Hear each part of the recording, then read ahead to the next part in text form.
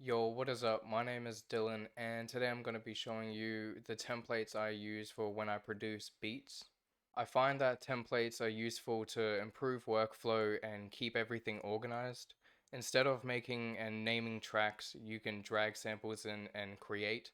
I'll also show how to save the templates at the end, but if you want to skip to that, I'll have timestamps in the description. I'm going to start with the beat template.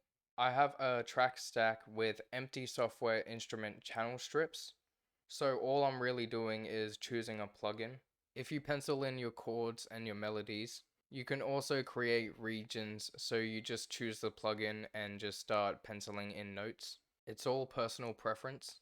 If you don't know how to create track stacks, I'll link a video in the description where I explain it.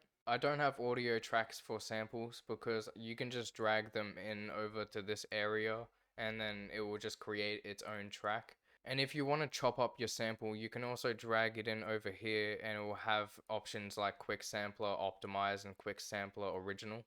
Now for drums, I tried using the drum machine designer, however it would raise my CPU a lot. So I decided to create a bunch of software instrument tracks with the Quick Sampler plugin selected, and then I just named them. Then I got these tracks and I put them in a track stack but summing folder so I can still add effects like reverb, and you can do that simultaneously. However, I do recommend using the drum machine designer if your computer can handle it. The last thing I have for this is a track for the 808. I have the sampler plugin already selected with mono because when it's in stereo, the 808 takes a lot of space up. If I'm making a beat and I decide to use a bass guitar instead of an 808, I'll just go to the plugin section and change it to Labs and use their bass guitar.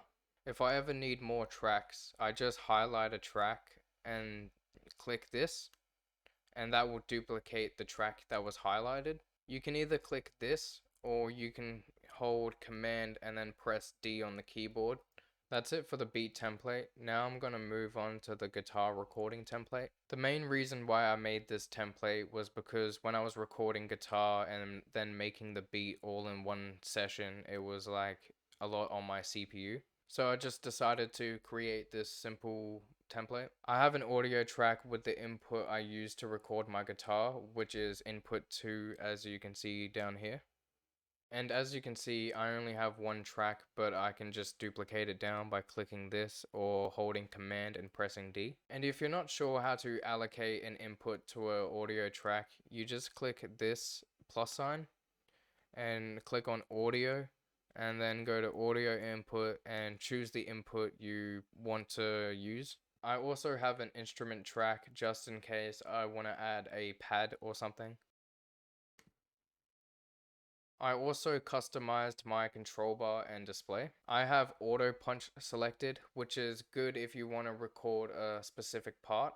Say for example you recorded an 8-bar guitar loop and the first 4 bars are terrific but the last 4 are really bad and you want to record the last 4. You can drag and extend this red bar to where you want, and what happens is when you click record, it won't record until it reaches this part in the session. Now moving on to the next one, I have low latency mode. This is useful because it decreases the delay when recording. I also have a tuner which I use to tune my guitar before recording. I find this really useful. And I also have the counting and the metronome on. This is all I have for the template. If you think there is something else I should add into my templates, let me know in the comment section below. It could help me and other people out. And now, in order to save the template, you just go up to File and Save as Template. Then you name it and click Save.